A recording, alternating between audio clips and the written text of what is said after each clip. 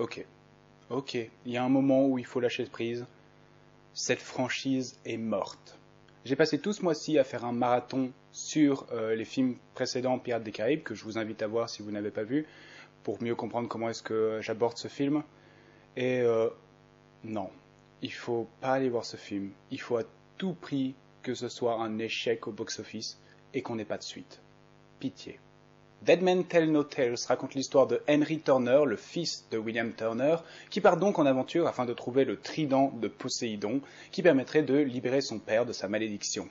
Il part chercher le capitaine Jack Sparrow, qui il pense pourra lui apporter de l'aide, mais celui-ci a déjà ses propres problèmes. Il est poursuivi par un corsaire mort noyé qui cherche à se venger de lui, Salazar. Comme vous avez dû comprendre avec mon introduction, je ne vous encourage pas du tout à aller voir Pirates des Caraïbes 5. Je sais pas s'il est meilleur que le 4. Franchement, je suis même pas sûr. Je vais séparer cette critique en deux parties, une partie sans spoiler pour donner mon avis général pour ceux qui veulent quand même aller voir le film, et puis une partie qui rentrera plus dans le détail et où je rentrerai complètement dans les spoilers parce qu'il y a beaucoup trop de choses à dire sur ce film. Je m'excuse d'avance peut-être pour la mollesse de la vidéo, mais je suis sorti de ce film bouillonnant de rage, mais petit à petit en fait cette rage s'est transformée en énorme déception et en frustration. Je dois avouer que j'avais un minimum d'espoir pour ce film, une petite touche d'optimisme, surtout dû au fait que je n'ai détesté que le quatrième, les trois premiers je les aime beaucoup. Mais oui, non, là on est tombé au fin fond et je suis plus défoutu qu'autre chose en fait, ça me plombe. Pour commencer, et commencer directement par un problème majeur du film, le scénario a, pour ainsi dire, aucun sens. Il y a énormément de trous de scénario, des plot holes, et c'est incompréhensible. Ça ressemble effectivement à un scénario qui était prévu pour 2 films, mais vu qu'ils en ont fait qu'un seul, il y a plein d'éléments qui passent à la trappe, qui sont inexpliqués, qui sont pas logiques. Bien sûr, ici, dans cette section sans spoil, je rentrerai pas trop en détail avec les problèmes de scénario, parce que, c'est l'histoire, mais en gros, la libération de Salazar, par exemple, comment est-ce qu'il se libère, ça n'a aucun sens, je vois pas pourquoi, comment ça se fait, ni pourquoi ce n'est jamais arrivé avant, par exemple.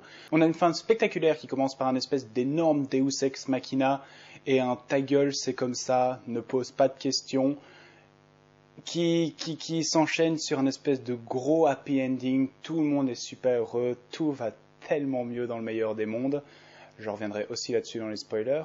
Mais de manière générale, en fait, le film est assez mal écrit. Il y a plein de personnages qui sont introduits. Un capitaine de marine et une espèce de sorcière qui sont introduits dans le film et qui ne servent strictement à rien.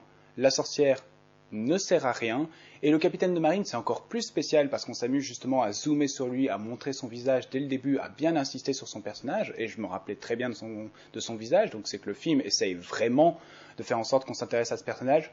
Inutile. Il sert à rien, il est expédié après 1h40 de film et je suppose que si le film était prévu en 2 parties, il aurait eu peut-être plus d'utilité dans la suite, mais vu que ça n'arrivera jamais, comme je l'avais dit dans mon préavis de Pirates des Caraïbes 5, la maison de production avait encore annoncé une fois de plus qu'ils voulaient recréer l'ambiance du premier Pirates des Caraïbes, et exactement comme avec le 4, ils se sont amusés à faire plein de parallèles, à recopier plein de scènes des précédents, même pas seulement du premier, surtout du deuxième en fait. On a donc bien sûr ce nouveau couple pour remplacer ce qu'était William Turner et Elizabeth Swann dans les films précédents, mais cette fois c'est effectivement un Turner Junior. Mais je vais pas trop m'attarder sur eux parce que mine de rien, j'ai pas de problème avec ça. Je trouve qu'ils sont assez bien écrits, je trouve que leur chimie de personnage est très bonne, et c'est peut-être la relation la plus intéressante et la mieux écrite de tout le film, donc ça ne me dérange pas du tout. Mais ils sont de loin à être les seuls parallélismes, il y a plein de scènes qui sont vraiment pile poil, presque la même chose, plein de termes, plein de choses qu'ils cherchent, qui ressemblent, qui font penser à d'autres choses, que je ne parlerai pas ici encore une fois, j'en parlerai dans les spoilers. L'humour dans ce film, qui était une énorme partie des Pirates des Caraïbes précédents, ne me plaît pas du tout. On a perdu tout l'humour fin, tout l'humour un peu réfléchi dans l'écriture, dans la répartie des gens, leur manière de se répondre, pour arriver dans... Ou alors c'est de l'humour parlé, c'est des mots débiles, des phrases complètement stupides qu'on balance comme ça en espérant que ça fera rire, du genre Jack Sparrow qui dort et puis il se réveille en hurlant « Lou Spaghetti » parce qu'il était en train de rêver de Lou Spaghetti. Je sais même pas si c'est censé être de l'humour. Une scène où il va à une exécution et il dit « Oh non, ayez pitié de moi, je suis incontinent ».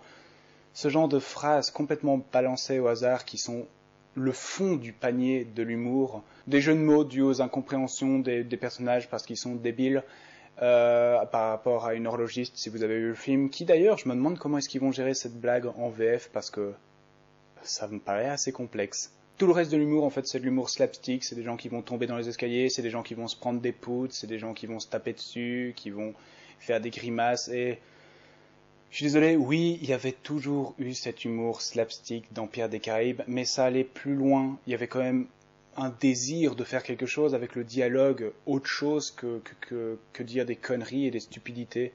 Un exemple de cet humour que je peux spoiler parce que ça n'a aucune utilité dans le film, ça dure 7 minutes, ce qui est déjà beaucoup trop long, mais vraiment ça n'a aucune utilité. Il y a une scène où Jack Sparrow arrive sur une île et où il rencontre un mec envers qui il a une dette, on ne sait pas du tout qui c'est, on s'en fout. Et il y a une espèce de scène sketch mariage où forcément il est forcé d'épouser une femme grosse, laide, qui a toutes les maladies du monde et qui crache. C'est super drôle de se moquer des grosses, des laides et tout ça. C'est vraiment le fond du panier de l'humour, quoi. Jack Sparrow n'est pas Jack Sparrow. Pendant les 40 premières minutes du film, il est bourré, il est saoul. Et c'est le chapelier fou, je suis désolé. Il parle avec des intonations non-stop exagérées et qui montent dans les aigus. Et il fait des têtes vraiment exagérées. Pas du tout comme Jack Sparrow, justement. Vraiment le profond de la folie. Donc je suppose qu'on peut utiliser l'excuse que Jack Sparrow commence petit à petit à devenir sénile, mais il n'avait pas besoin de ça. Les scènes d'action du film passent de débiles au début du film, vraiment stupides, j'en reviendrai dans les spoils, à complètement oubliables, surtout pour les chorégraphies d'épée. Les combats d'épée dans Pirates des Caraïbes avaient toujours une certaine majesté. C'était filmé de loin, on avait appris aux acteurs une chorégraphie, et on voyait ces combats à des duos, ou quelquefois même à trois. Dans celui-là, tout est filmé en gros plan pendant les combats à épée, et à chaque fois qu'un acteur doit donner un coup ou faire quelque chose de spécial, on coupe vers autre chose pour justement cacher le moment où ça aurait été dur pour l'acteur. Donc aucun travail de chorégraphie avec les acteurs. Vu que c'est filmé de près et qu'il y a plein de cuts, on comprend rien au combat à épée et c'est du gâchis. Et quand même, le dernier exploit du film, avant de passer au spoil, parce que je vais probablement commencer le spoil par ça, ils ont réussi à gâcher Barbossa. Ce film a réussi à faire ce que le 4 avait déjà un peu entamé avec la jambe, mais il restait quand même bien écrit dans le 4, donc ça passait. Ils ont passé le cap que le 4 n'a même pas passé. Ils ont gâché Barbossa. Si ça, c'est pas du talent.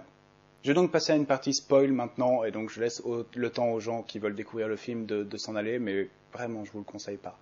No. I am your father. On va reprendre avec Barbossa, donc. Comme je l'avais annoncé dans mon préavis, et ça me semblait un peu logique, le personnage de Barbossa meurt à la fin de ce film, probablement parce que ou Geoffrey Rush devenait trop vieux, ou alors Geoffrey Rush en avait ras le cul de ce rôle. À mon avis, c'est plutôt qu'il en avait ras le cul de ce rôle. Et c'est mal fait. Le personnage de Barbossa est vraiment gâché dans ce film. Il y a toute une sous-histoire qui se ramène du fait qu'il est une fille, qui déjà rien que ça, le monde est petit, très petit. Et ça amené complètement à la fin, vraiment quand c'est venu, je me suis dit, le film est presque fini, non, je pense. Ah, est-ce que vous allez vous en servir pour mettre de l'émotion sur sa mort? Parce que effectivement, à la fin, donc, il se sacrifie de façon complètement inutile et je ne comprends même pas pourquoi il fait ça. Pour tuer Salazar, donc, il se sacrifie et en quelque sorte en sauvant sa fille, mais je répète, il n'avait aucune raison de faire ça, il meurt vraiment comme un con. Et t'as un espèce de gros plan slow-mo, il tombe dans l'eau et oh non! Et tout le monde est censé être triste, sauf que vous avez sali ce personnage avant de le faire partir, donc on s'en branle, aucun impact. Je vais revenir sur les parallélismes pour pouvoir en pointer certains. On a donc une scène où le jeune Turner est en train de parler à travers des barreaux à Jack qui est enfermé dans une cage. Ça ne me rappelle rien du tout. Et il parle justement d'une carte une carte que aucun homme ne peut lire. Ce qui, ça non plus, ne me rappelle pas du tout l'île que personne ne peut y aller, sauf ceux qui ont déjà été. On a le personnage de la sorcière qui donc ne sert strictement à rien, qui est visité par Barbossa et le capitaine de la marine, parce qu'elle sait beaucoup de choses, qu'elle a énormément de connaissances et qu'elle est capable plus ou moins de guider les gens dans leur quête. Ça ne me rappelle rien du tout. Et le pire, c'est qu'ils utilisent quasi la même transition quand Tia Dalma prend ses os et qu'elle fait guider par le destin et qu'elle les étale et que ça fait une transition des os vers de vraies îles. Ici, elle regarde une peinture qui représente des étoiles et il y a une transition vers des réelles étoiles. Donc, il y a carrément le même plan, la même transition utilisée. À un moment, donc, ils se font poursuivre par cet équipage maudit et ils arrivent sur la Terre et ils se rendent compte qu'en fait, l'équipage maudit ne peut pas aller sur la terre ferme. Je n'ai jamais vu ça auparavant. Et on pourrait même aller jusqu'à dire que Henry Turner veut libérer son père de la malédiction, c'est plus ou moins la même chose que ce que Turner voulait faire dans le deuxième et troisième film. Mais en soi, ça semble logique que Henry veuille libérer son père, donc je passerai celui-là.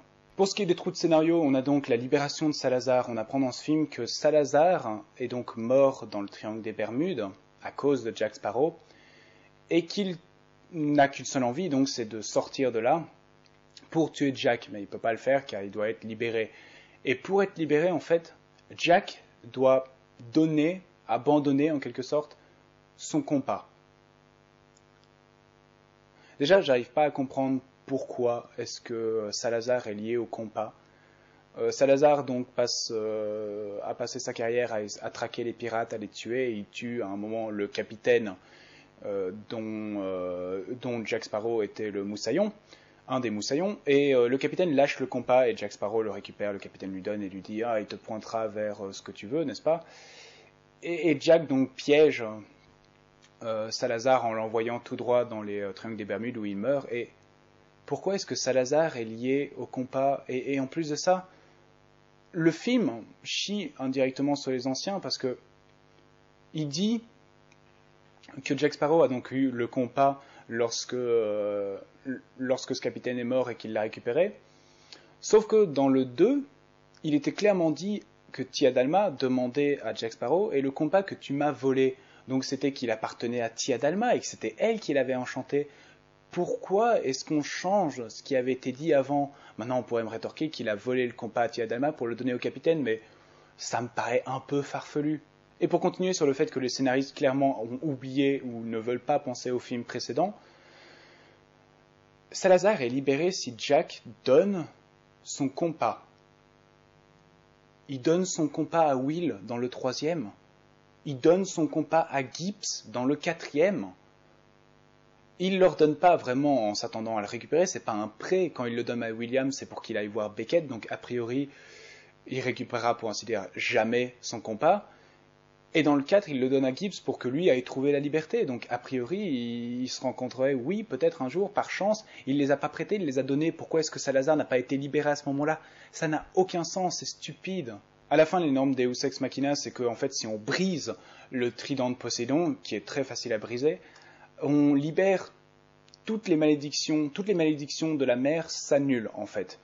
Donc, il casse le trident, ce qui fait que Salazar n'est plus mort et devient à nouveau un homme normal, ce qui déjà en soi n'a aucun sens. Je veux dire, si Salazar, sa malédiction part, il est mort. Sa malédiction, c'est qu'il est un cadavre ambulant, donc si la malédiction part, il devient un cadavre tout court.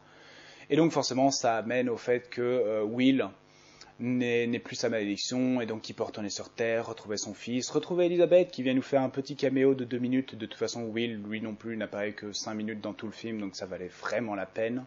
Et alors, on termine avec une magnifique scène post-générique que... Non, ça me confirme dans l'envie que ce film se crache et qu'il n'y ait pas de suite. William Turner est en train de dormir dans un lit avec Elizabeth Swann et la porte s'ouvre et on devine l'ombre de David Jones et puis William Turner se réveille en sursaut, il n'y a rien. Non. Je n'ai clairement pas envie qu'il y ait une suite et que vous gâchiez en plus le personnage de David Jones. Allez vous faire foutre, ce film est une merde et j'espère vraiment que ça va être un énorme flop au box-office et que cette saga va mourir. On a une parfaite trilogie, on a 2 films de merde que je suis prêt à oublier, donc arrêtez-vous là. Si je devais donner une cote à Pirates of the Caribbean Dead Men Tell No Tales, elle serait de 6 sur 20. Comme toujours, merci d'avoir regardé cette vidéo, vous pouvez l'aimer, la partager, vous abonner à ma chaîne et la partager également. J'ai une page Facebook, Twitter, dans les liens de la description, et je vous retrouve la prochaine fois pour une nouvelle critique.